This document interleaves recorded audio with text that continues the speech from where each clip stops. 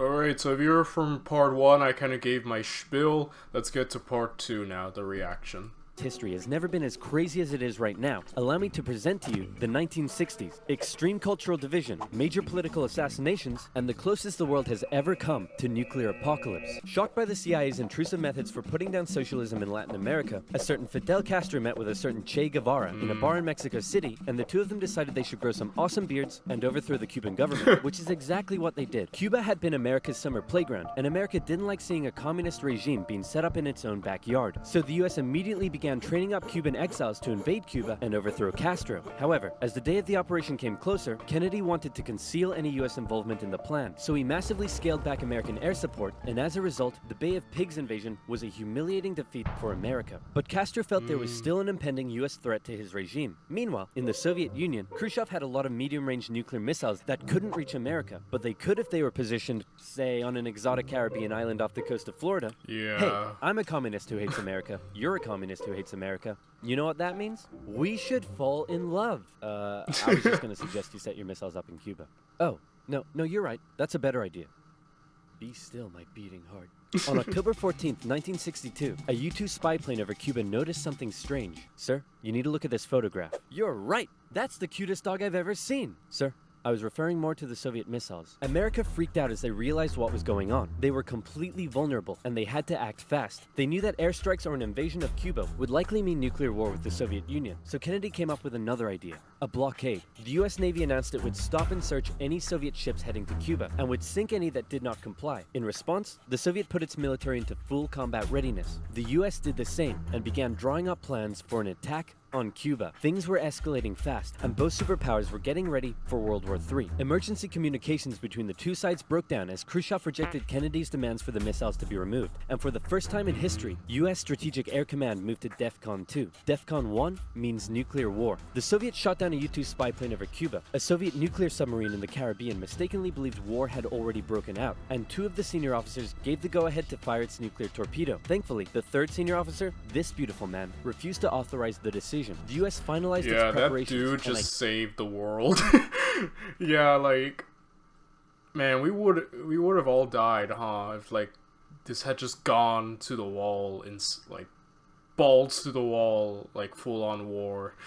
Yeah, I think this would have destroyed like the world, man. Kid you not, the day before the US were set to decide the day and time for the Cuban invasion, Khrushchev was like, hey, you know, if you just removed your missiles from Turkey, we'd remove ours from Cuba?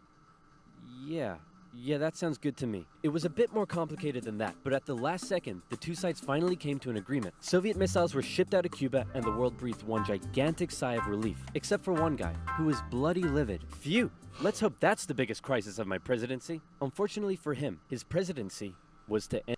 Hi, Mark Barden at Sandy Hook Promise. Yeah, JFK's assassination is one of those big what-ifs in history, like, if he had stuck around, right? With one. Having nearly blown up the planet, a few changes were made. First, the superpowers agreed to a limited test ban treaty. Secondly, the Soviets ousted Khrushchev and replaced him with Leonid Brezhnev, who was a kisser. He liked to kiss. Both sides were deeply concerned at the prospect of nuclear war, but still, the arms race raged on throughout the 60s and 70s. US intelligence worked out that the Soviets' nuclear arsenal was not as powerful as they previously thought, but in fact, it was America that held the advantage. ABMs and MIRVs were developed, and the doctrine of MAD. If both sides knew they would be completely destroyed by a nuclear war, neither would risk starting one. But even without war, the world was already feeling the effects of nuclear weapons. In 1966, above the pleasant town of Palomares in Spain, a US bomber collided with a tanker mid-air, and 4 hydrogen bombs fell and landed near the town below. It hasn't exploded, so I'm sure everything's fine. Whoa, boy. Hey, I wouldn't eat that if I were you. Okay. What were you gonna do today? Go for a swim? Yeah, I wouldn't. Are you breathing right now? Yeah, I wouldn't. It took the Americans 2.5 months to find one of the bombs, which had gone missing in the ocean. This was the 14th time America had lost a nuclear bomb since 1950. Nobody knows how many bombs the Soviet Union lost. So sleep well tonight. After Kennedy's assassination, Vice President Lyndon B. Johnson took over, and he inherited a developing crisis in the East, Vietnam. Back in the 50s, the Vietnamese had kicked their French colonizers out once and for all, and the country was divided into two. In the north, a communist regime, and in the south, an anti-communist regime. Both were led by very sweet-looking old men, but don't let that deceive you. They were Ruthless both tyrants. ruthless dictators, and both dreamed of reuniting Vietnam under their own regime. So the North established the Deja National vu, Liberation Front, also known as the Viet Cong, to carry out a campaign of guerrilla warfare in the South with Soviet support. The US sent advisors to help train the South Vietnamese to deal with the threat, but President Diem's brutal policies pushed more and more South Vietnamese to support the Viet Cong. And over the next decade, the situation escalated to a breaking point. America feared the domino effect. That is, if South Vietnam fell to communism, would Cambodia be next? Then Laos? Thailand? Burma? India? LBJ had to make a choice between losing South Vietnam or sending in the troops, and so in they went. From 1965, America found itself in a war unlike anything it had ever fought before. Let's play Spot. I remember we had to read a novel called The Things They Carried. It's a novel on the Vietnam War, written by someone who fought in the Vietnam War, and yeah, obviously, like, PTSD and trauma has always existed in war, but something about the Vietnam War is another level, like, that these poor, brave soldiers of ours had to endure, and still endured after. You know, they were fighting a war that the American public did not really support, a war they thought was useless, and, you know, they went through so much trauma, and when they returned home, they were not hailed as heroes or looked at highly upon, like, you know, soldiers of the past, like World War II, and it's just, like, insane, and you really look at it as just a complete American blunder, which I think a lot of us do view it as just a complete blunder, because it didn't really achieve much. You know, we pulled out, so yeah, it's just so much suffering, you know, for nothing really. I really recommend reading the book, because this, yeah, the heart goes out to the soldiers and just what they had to endure during that time, because just something about the Vietnam War just really messed up a lot of people, you know. The Viet Cong soldier. Yeah, Did we you can't see see him? them. Of course not. That's because millions of young American men were drafted and sent to fight a ruthless enemy who used the thick Yes. jungle as its shield. It was nearly impossible to tell where the enemy was, or worse, who it was. And as a result, the civilian population got caught up in the brutal crossfire. The city of Saigon found itself under regular attack, and America launched a bombing campaign in the north during Operation Rolling Thunder. The Viet Cong used the Ho Chi Minh Trail running through Laos and Cambodia to supply the campaign. It was a long and brutal war, and I could never do it justice in this video. But in terms of the Cold War, Vietnam was probably the biggest of many, many global conflicts that signaled a turning point. Under the threat of nuclear war, the two superpowers began working to make their relationship more constructive, and as a result, their ideological battle shifted away from the potential of direct conflict and more towards attempting to influence smaller Love the proxy wars end. around the world. In Yeah, the the Middle proxy East, the wars Soviet I Union mentioned. provided aid against Israel during the Six-Day War, and then again when the US backed Israel during the Yom Kippur War. In Africa, the Angolan Civil War saw US-supported South Africans fighting Soviet-supported Cubans. In the conflict between Somalia and Ethiopia, the superpowers interestingly switched sides as regimes changed, and the US continued fighting the spread of communism in its own backyard, funding the famous Contra groups to fight the socialist junta in Nicaragua. These proxy wars were fierce enough to begin with, but superpower intervention amplified the destruction and created alarming levels of human suffering throughout the Third World. And in Vietnam, that human suffering was all being broadcast back home via good old television. Going into the late 60s, America was a Yeah. changing nation. This became this. This became this. And this became this. The new slogan that was taking root, make love, not war. The majority of Americans did not approve of Johnson's handling of the Vietnam War, and in Yeah, there was no 1968, support a for silent the majority conflict. elected law and order candidate Richard Nixon. As the Vietnam War appeared to be increasingly unwinnable, order. and public opinion turning increasingly sour, Nixon made the decision to begin bringing the troops home, and ended US involvement in Vietnam by 1973. 2 years later, the South fell. The Cold War was now taking its toll on both superpowers. In Russia, a huge percentage of the budget was still going to the military. People were still hungry, and they just didn't have access to the same lifestyle and goods as the West. And what did they have to show for it? They weren't even winning the space race anymore. Both sides needed to reduce spending in order to rescue their economies, and so both welcomed with open arms an easing of hostilities, otherwise known as détente. To improve relations, Nixon became the first US president to visit Moscow in 1972, and Brezhnev returned the gesture a year later. A number of treaties were signed, including the 1972 SALT Agreement that limited nuclear weapons. Relations with China were even improving via ping-pong diplomacy when the US table tennis team went on a tour of the People's Republic. However, internally, China was still pushing anti-capitalist propaganda, which led to some mixed messages. Nixon even visited China in 1972, and it was a barrel of laughs. Today, the president walks among priceless treasures from China's golden age. Among them, a pair of ear stoppers used by the emperor to keep from hearing criticism. You put the stopper into his ears so that he couldn't hear the criticism. Give me a pair of Okay, Nixon had jokes. I'll give him that. I'm not a crook. Everything was going great for Nixon, until it was uncovered that back home he was being a very naughty boy and violating constitutional protocol. I'm announcing today my resignation as president, and I'm passing the office to my vice president, Gerald Ford. Wow, you mean in America the people can actually remove their leader when he breaks the law? Why not just rule by force? Where's the corruption? And my first act as president is to pardon Nixon. There it is. There it is. After the whole fiasco, Americans we got decided corruption what they here. really Don't worry, wanted guys. was just a nice, safe guy who wouldn't cheat on them. So they elected Jimmy Carter, and the two sides met in Vienna where they signed yet another strategic arms limitation treaty. It's an honor, Premier Brezhnev. Likewise, President Carter.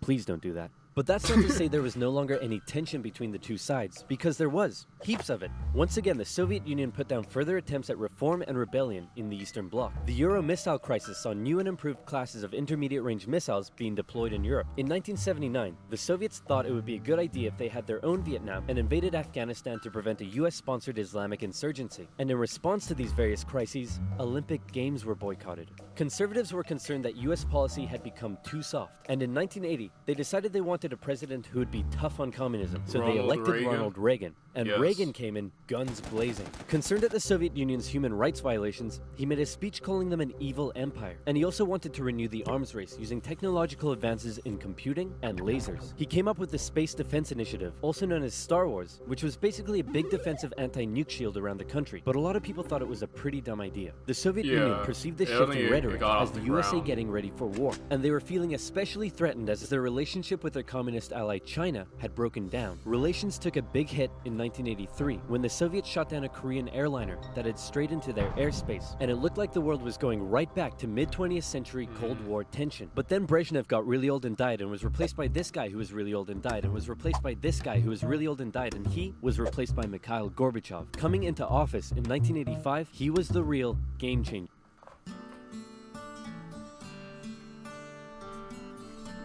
I recently... His philosophy differed a lot from previous Soviet leaders. He felt that the reason the Soviet system and economy was struggling was that it didn't allow the Soviet people to find satisfaction in their work, because they weren't allowed to speak freely and lived in fear. Gorbachev wanted the Soviet people to be happy, but unlike previous Soviet leaders, he actually made the change happen. Within the first couple of years, he began the political movement for more openness and transparency, and the restructuring of the Soviet political and economic systems. And change very quickly took effect. People could criticize the government, they could enjoy Western pop culture, the media interviewed Margaret Thatcher, but most importantly, the Soviet people could now enjoy Pizza Hut. All hail to Gorbachev. He also knew that the arms race needed to end in order to rescue the Soviet economy, and a positive relationship with the West must be established. Constructive dialogue reopened and Alright, so yeah, Gorbachev, forgive me if I mispronounced that, but yeah, this dude he had the right idea. I don't think it turned out well for him in the long run, but I think most would agree with what he was doing. In the INF Treaty, which saw all intermediate-range missiles eliminated, which was huge. Reagan's tone towards the Soviet Union began to soften, and things were looking up. But what would these reforms mean for the Eastern Bloc? For decades, the Soviets had been brutally suppressing any attempt at change. Now, would they be allowed? And that was the exact question on Hungary's lips when the Prime Minister visited Moscow. Gorbachev's response, he didn't necessarily agree with the reforms, but he wouldn't stop them either. He was prepared to let the Eastern Bloc choose its own future. This was massive, and the Hungarian leaders began planning free, multi-party elections. Poland followed suit, and also held elections in June. The anti-Soviet party, Solidarity, won 99 out of 100 seats in the Senate. But not just that. In Hungary, the barbed wire border between East and West was removed. The Iron Curtain was unraveling. But not all Eastern Bloc leaders were happy. Notably, East Germany was still ruled by a hardline Stalinist, Erich Honecker, and many East Germans were still eager to get out. They had been trapped by the Berlin Wall,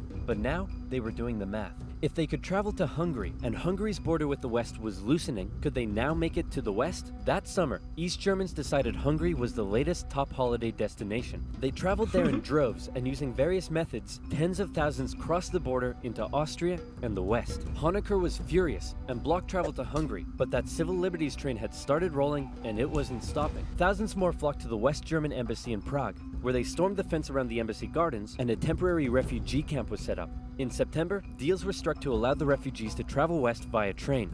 Back in East Germany, the people were running on a civil liberties high, and they wanted their next hit. Dissent was growing. Over time, demonstrations turned to mass protest, with plainclothes secret police officers doing their best to put down the dissent, but it had grown well out of their control. And worse, the biggest demonstration was yet to come. We're gonna put all of this down by force, right guys? Guys? Unfortunately, everyone had realized what he had not. This was bigger than them, and the entire East German Politburo voted him out of power. On November 4th, over 500,000 East Germans took to the streets of East Berlin. For many, there was still one big target left in their sights: that damn wall. The pressure on the East German government was too great, and on November 9th, they made a bit of a chaotic announcement that the travel ban between East and West was being lifted. The change wasn't meant to take effect until the next day, and crossing guards still had orders to shoot on sight any who tried to cross. But that night, huge crowds gathered at the crossing points, and the guards were overwhelmed. In an astronomically historic moment, after decades of family separation and travel restriction, the people were allowed to pass through. East and West Berliners couldn't believe it, and celebrated together throughout the night. Some even climbed the wall and began to topple it. The Iron Curtain had fallen, and a year later, Germany would be reunited. Elections in Bulgaria, a peaceful revolution in Czechoslovakia, and a violent one in Romania brought to an end communist authority in the Eastern Bloc. America decided it would be best if it just stayed away and let the change happen, as the anti-communist movement continued all the way back to Moscow. Gorbachev had given the people the freedom to demonstrate. Now, they demonstrated for an end to the communist single-party rule, and Gorbachev had to give in. For the first time in history, elections were held in which candidates not officially endorsed by the party were allowed to run. Ambitious rival of Gorbachev, Boris Yeltsin, led a growing democratic movement. Now things here get quite confusing, and the dissolution of the Soviet Union is a complicated topic, so believe me, this is oversimplified, but it went a little bit like this. The Soviet Union was made up of a number of smaller Soviet republics, the largest of which was Russia. Yeltsin got himself elected the president of Russia, and began a struggle for sovereignty against Gorbachev and the greater Soviet Union. Communist hardliners were horrified at what Gorbachev was allowing, so they briefly kidnapped him and tried to set up their own emergency government. But Yeltsin and his supporters all gathered around the White House in Moscow and were like, no, we have a tank. So the hardliners had to concede and released Gorbachev. Wow, thanks Boris. That was a close one. No problem. And thanks to you for all the great freedom you've given us. Anytime, pal. And just to inform you, I've used that freedom you've given us to go behind your back and make a deal with Ukraine and Belarus to dissolve the Soviet Union and set up the Russian Federation. In other words, you're no longer in charge. I am. Dude. So uncool. Yeah, so Gorbachev, I think a lot of people would agree that what he did was good in terms of giving people freedom and all that. But at the same time, like I mentioned earlier, it kind of bit him because he lost power and basically got booted off. But can't deny what he did was good, you know, in terms of like liberty and all that. And even if he hadn't done that, I really think the USSR would have fallen. I think he inherited a hopeless situation. It couldn't endure forever. And yeah, I think if anything, he just gave the death blow to something that was already dying, you know? It would have happened, I think, anyway. And so decades of tension and the everlasting threat of nuclear war finally came to an end as democratic governments were established in many of the old Soviet republics, and the world got along together forever after. Right, guys? No. We have not got... Hey, this modern art thing is growing. World War Where can I learn to do that? Skillshare. Skillshare is an online learning community and other learning platforms absolutely free. Plus, you... Okay. So, yeah, I think I got a lot. I knew a lot. I think I got the majority of it right about what I knew about the Cold War. And yeah, it was really fun learning about it. I don't really have much to say. I've kind of already said what I need to do. So I think I'm just going to end this video, and I will see you all next time, everyone.